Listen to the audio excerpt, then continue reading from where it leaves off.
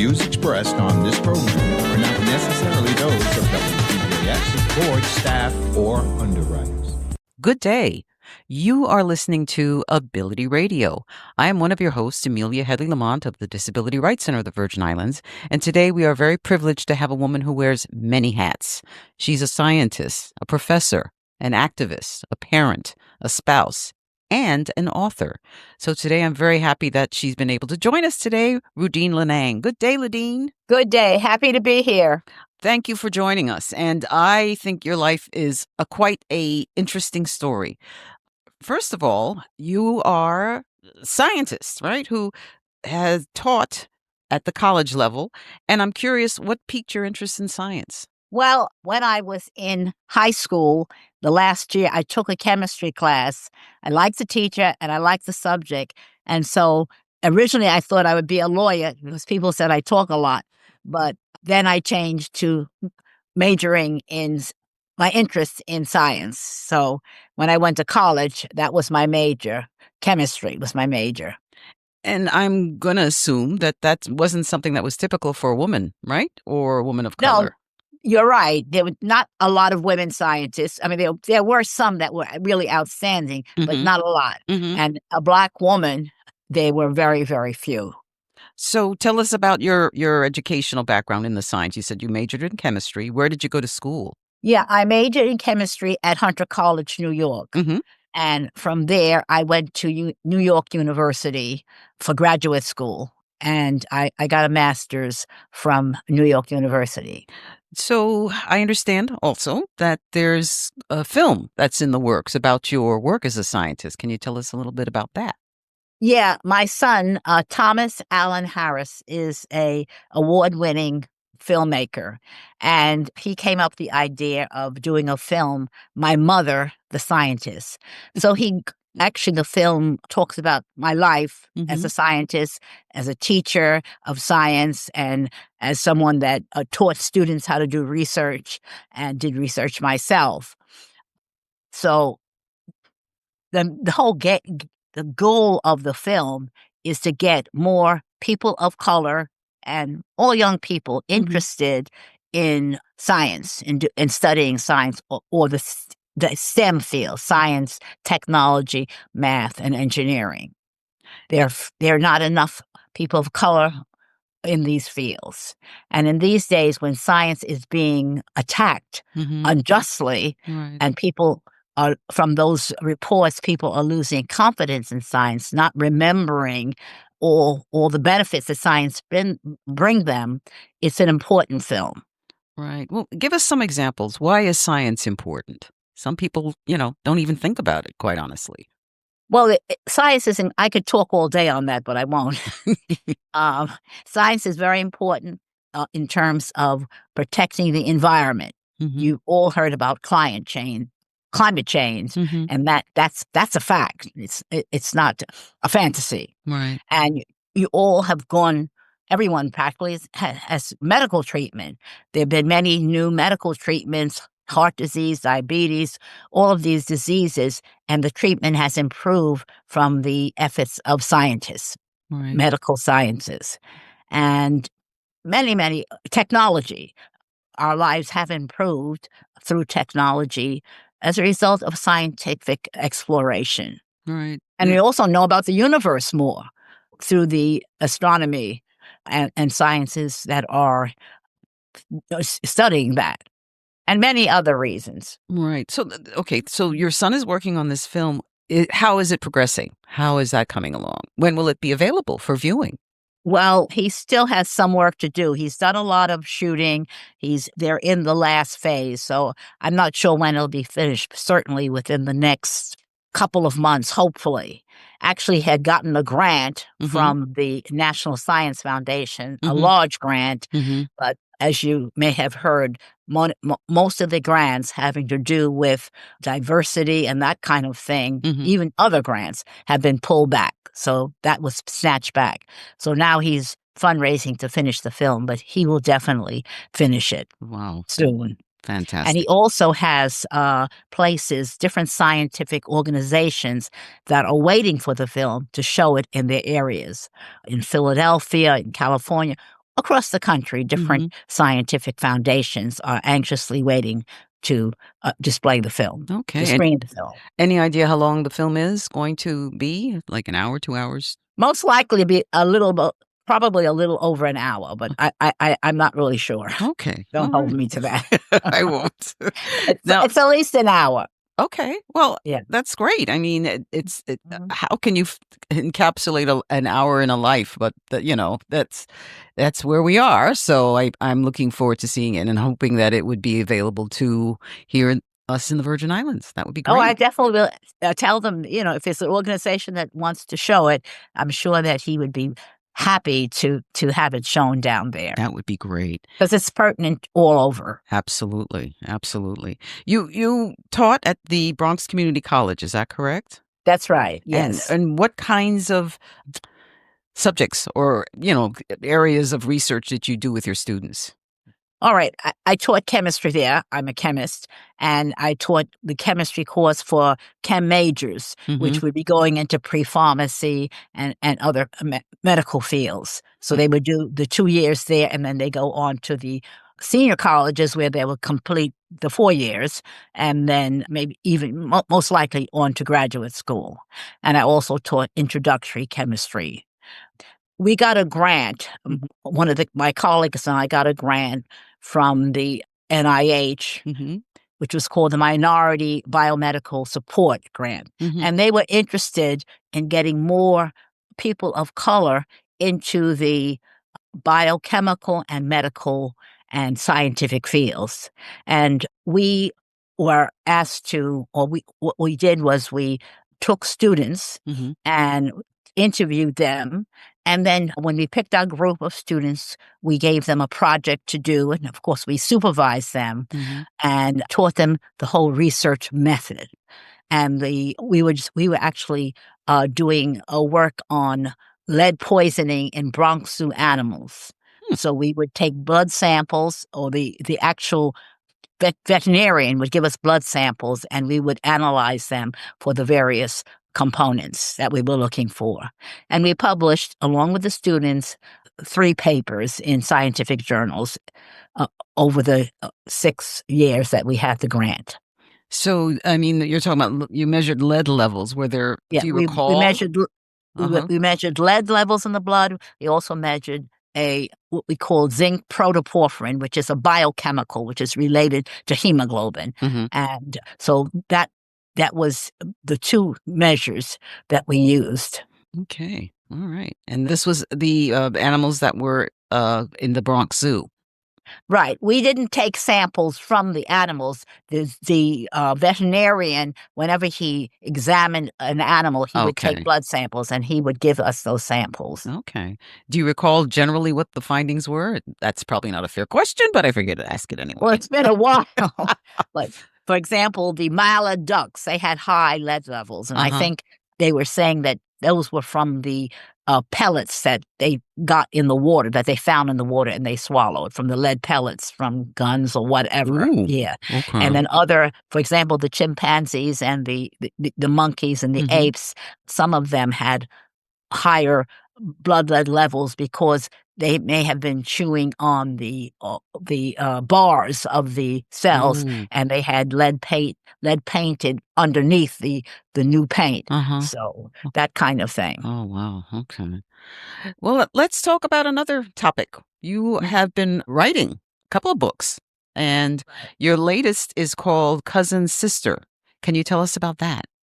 Yeah. Well, this cousin sister, it was a topic that haunted me for a while, and I Mhm. finally wound up writing about it. Cousin sister was a healer, Mhm. an enslaved healer, Mhm. and she got her healing knowledge from her grandmother, who was called doctor by the people on the plantation, all of the enslaved people in the plantation. Mhm. And Is this a when person who actually lived? no, Okay. she lived in my imagination. Okay. Okay. Okay. Right, right. But there were many healers, so Sure. I took the story, Mhm. based on them. Okay. I was inspired by them, Mhm. and they would go, she with the grandmother would go into the woods and pick the healing plants, leaves, the roots, the vines, whatever part of the plant they could use for healing. And her grandmother dies, Mm-hmm. and that's in the first chapter. Mm-hmm. And she is sent away to another plantation as a gift to the owner's cousin. Mm-hmm. And she lives there until she's actually freed in 1865. Mm-hmm. Mm-hmm. And she heals the children. She heals people on the plantation. At one point, she's put into the fields, which she's never worked the fields, so that was very traumatic for her. Mm-hmm. But what happened was that the owner's son got sick, Mm-hmm. and the owner called for her. The owner's wife called for her to see if they could help the child, and she did help it. And the owner, the man, said he didn't want any black medicine on his child, but the wife said, yes, I don't care what kind of medicine. Mm-hmm. I want my child saved. And they had sent for the white doctor, but he didn't come till the next day. So she made Arabs for him, and she saved his life, the child's life. And from then on, she was taken out of the fields, and she was just healing people, used to heal people throughout. Mm. She healed her husband, her future husband. He came on the plantation, and he was bought by the owner, and he was in a trauma, but Mm-hmm. he did his work, but he was in his trauma because he had seen his mother being beaten to death. Oh. And so she healed his memories, and eventually they married. They have 2 children. Mm-hmm. When the children were teenage, they were sold away, and then she wanted to die then. Mm. So I'll just leave it then. It goes on and on about this woman, and her life. Wow. It's so surreal to talk about. You and we were talking about human beings saying how they were sold and, bought or, Right. sent away for sale and that type of thing. So it's That's so much. true. Yeah. That's right. It's quite a trauma just even hearing the description, Exactly. It's very jolting, Exactly. very jolting. Do you go into any details about the methods that cousin sister used to heal her patients? Not really. Mhm. What she would do, as I said, you get the leaf. If you're using leaves, you know that these leaves, she would make a potion out of the leaves, Mhm. and then she would give that potion to the patient. Mhm. And she learned this from her grandmother, that she would also pray over the person. Mm. So between the prayer and the potion, many of them were healed. Mhm. And most of the enslaved people didn't like the white doctor's medicine. Mhm. They said it was caustic, and they said that it wasn't going to heal them anyway. So then when he would give them the medicine, when he left, they would spit it out. But Mhm. they trusted her medicine, Mhm. not his. Mhm. Well, probably with good reason they trusted her. You Right, know? exactly. Yeah, my goodness, my goodness. An interesting thing was that she always had dreams from her grandmother that had died. And her Mhm. grandmother kept telling, whenever she got discouraged, she would get a dream from the grandmother saying, someday you're going to be free. Hold on. Someday you're going to be free. So that would encourage her. So does this story, we don't want to give away too much, but, since, I haven't published it, so don't worry. Oh, Give it okay. away. So I've given it away online to a group of about 300 or 400 people. oh my goodness. Every month I would send a chapter. Uh-huh. Oh, okay. So Yeah, it's still a work in progress is what I'm hearing. Or is it Well, done?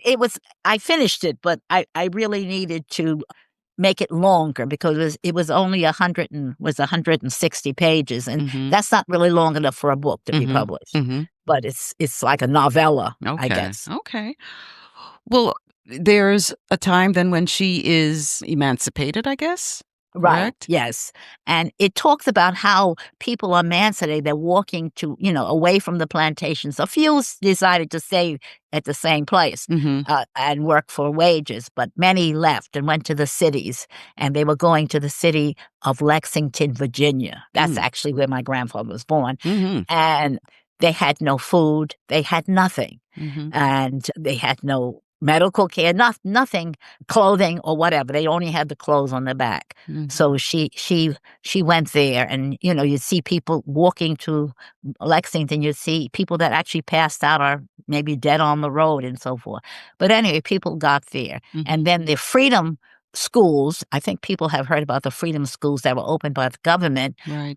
They started a school for people, and people were just jamming the classes. They really wanted to learn to read. That was very, Right. very important. And she also went to the Freedom School as well.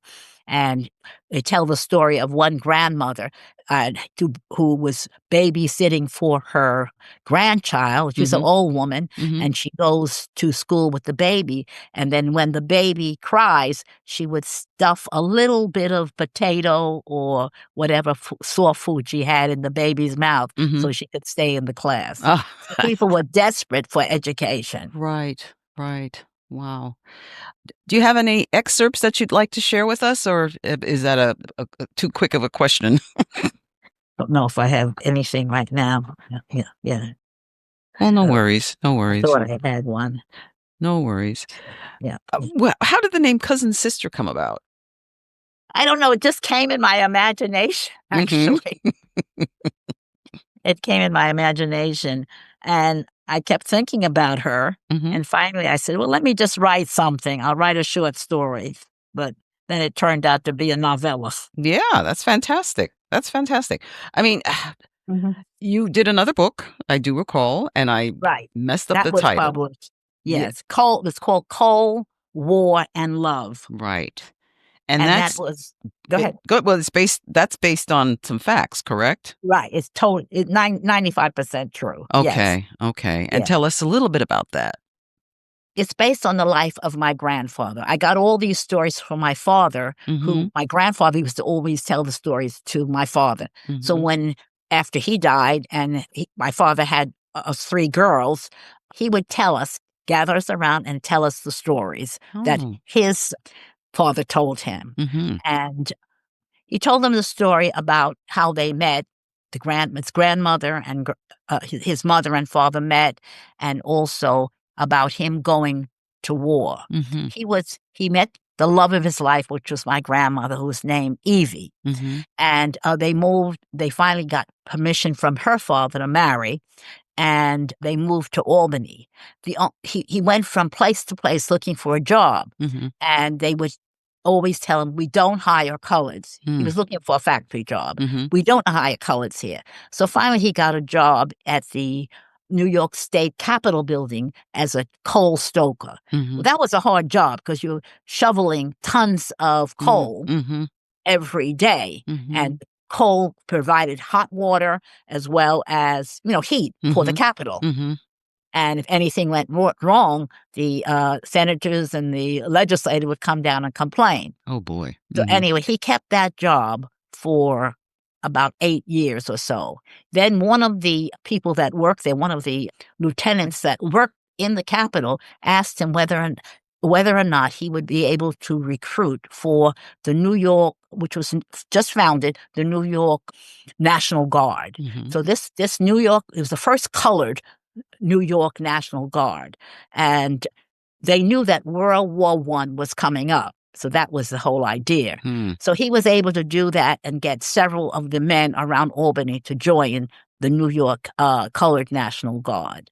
And when the war started in 1917, we were going to go into it. It already had been going on in Europe for 2 years. Right. And the people in Europe, the French, the British, and all of them had lost so many men. So when we decided to send our troops over there to join the war, the Colored National Guard was taken into the army as a group, which would stay together. And my grandfather decided to join. He was 38 at the time. Wow. The other guys were 19 and 20. And my grandmother said, you must be crazy. I guess so. But he went. He said, Evie, if I die, they'll give you insurance. They had just started the idea of insurance, and then if I also will send you the money that they give me as a salary. So she said, well, who's going to raise these kids? But anyway, he decided to go, and he went. And the that group of men Mm-hmm. from New York State became the 369th Regiment, or as commonly known, the Harlem Hellfighters. Oh, all right. They were sent different places in the United States. They were sent to Spartanburg, South Carolina, and they were attacked, but they had guns, so Mm-hmm. They the left them alone. white folks didn't attack them too much. Mm-hmm. But anyway, they saw that was an untenable situation, Mm-hmm. and so the Secretary of the Navy said, "Send these guys to France." So they were happy Mm-hmm. to get away from Spartanburg, Sure. and so they were sent to France. And when they got to France, the head of the U.S. troops, their General Pershing, Mm-hmm. decided he was not going to have them fight alongside the white guys, Mm-hmm. his troops, Yeah. And he said, "What am I going to do with these guys?" At the same time, the French had lost so many of their men, they were asking for the Americans to give them some men. Mm-hmm. So General Pershing gave the 369th Regiment to the French. Mm-hmm. So they fought under the French flag for the whole war. Wow. And I think it was the Germans that nicknamed them the Harlem Hellfighters. Because they gave them hell, huh? They gave them hell, right. Of course, they lost a lot of men. Right. They fought 191 days and did not give up an inch of land. Wow. That's fantastic. That's fantastic. And I would like to assume that your grandfather came home. Yes, he did. And I didn't want to leave my grandmother out. Mm-hmm. She was still there taking care of her children in Albany. And she had 3 kids. Mm-hmm. And in 1818, he was still away at war fighting in France. Spanish influenza struck Albany. It had gone all the way around the world. 1918, New right? York. 1918. 1918, exactly. Okay.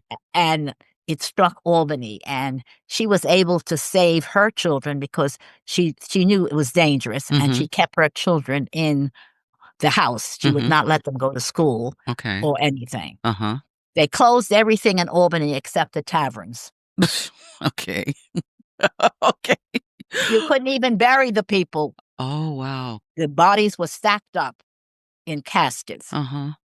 at the cemeteries Ooh. because all of the diggers, the grave diggers, were sick at home or either dead. Oh, man. It was horrible. Yeah.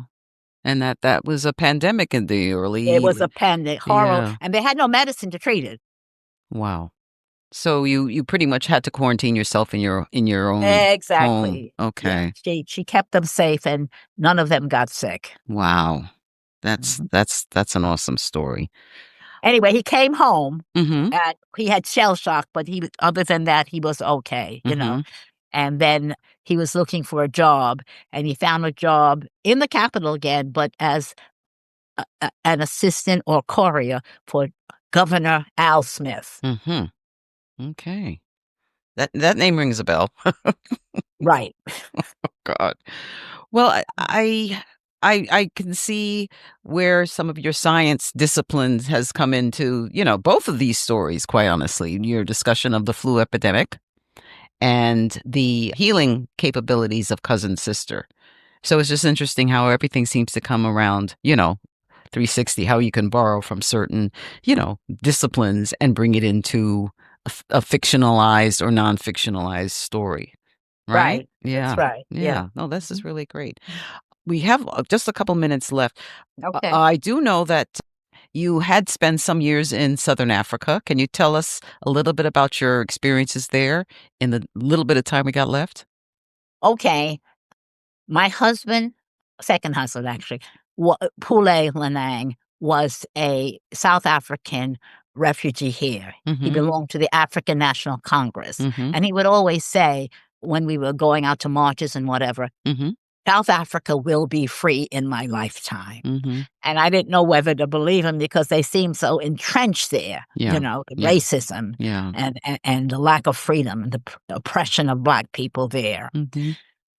One of the most glorious moments was when we sat in front of the television about 2 a.m. one morning and saw Nelson Mandela walk out of prison. Right. Yeah, that was amazing. That was powerful. So after a few years, he went back to South Africa, Mm-hmm. and that was in maybe 95. Mm-hmm. And then in 97, I was flying back and forth a couple of times a year. Mm-hmm. I got tired of that long flight, 16 hours each Oof. way. Yeah. And so I resigned from my teaching at Bronx Community College in 1997, and I went there to live in South Africa, in his hometown, which is Bloemfontein, South Africa, which is wow. like in the middle. That's the administrative capital of South Africa, and it's right in the middle. That is the heart of the Boers, so you can imagine Yeah. they were still around. Right. And the ironic thing, it was actually the birthplace of the African National Congress. So you had Interesting. those two forces there. Fantastic. And so I lived there for a little over 3 years until my husband passed away. And then I came back to the United States because my mother was sick. Otherwise, I would have still been there probably. Gotcha. Well, Rudean, I really appreciate you taking the time to share with us your fantastic life story. And I'm looking forward to many more conversations with you. Folks, I'd like to thank you for taking the time to listen to us today. Stay tuned for the next session of Ability Radio. Our guest today was Rudean Leinaeng. Thank you and have a good day. The views expressed on this program are not necessarily those of WTJX, its board, staff, or underwriters.